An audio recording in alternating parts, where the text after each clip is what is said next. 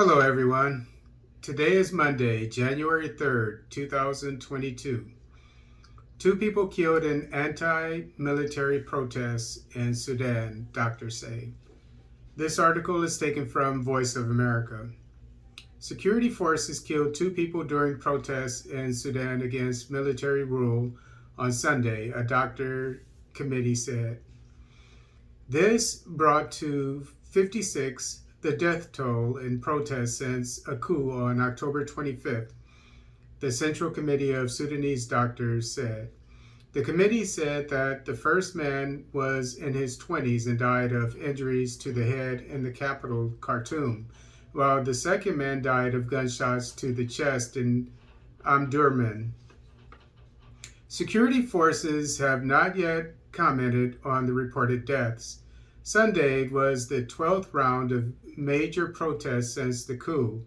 Security forces fired tear gas at demonstrators in Khartoum as protesters marched towards the presidential palace, television images showed. Internet and mobile services appeared to be disrupted in the city ahead of the protests, Reuters witnesses said. Some people managed to post images on social media showing protests in several other cities, including Damazin, Port Sudan, and Sennar. All bridges directly connecting other towns and cities to Khartoum were also closed, one Reuters witness said. On recent occasions when communications have been disrupted, sources at telecoms companies have told Reuters that authorities demanded providers cut their services. Officials could not immediately be reached for comment about this on Sunday.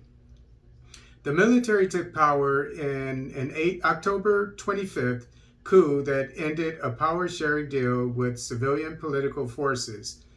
That 2019 deal was supposed to pave the way for a transitional government and eventual elections following the overthrow of longtime leader Omar al-Bashir.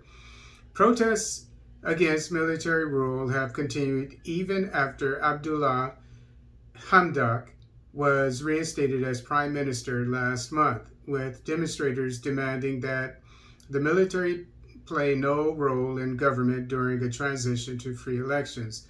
6 people died and hundreds were injured in nationwide demonstrations on Thursday. Al Hadath TV quoted an advisor to military leader Abdel Fattah el-Burhan on Thursday as saying the military would not allow anyone to pull the country into chaos and that continued protests were a physical, psychological, and mental drain on the country and would not achieve a political solution.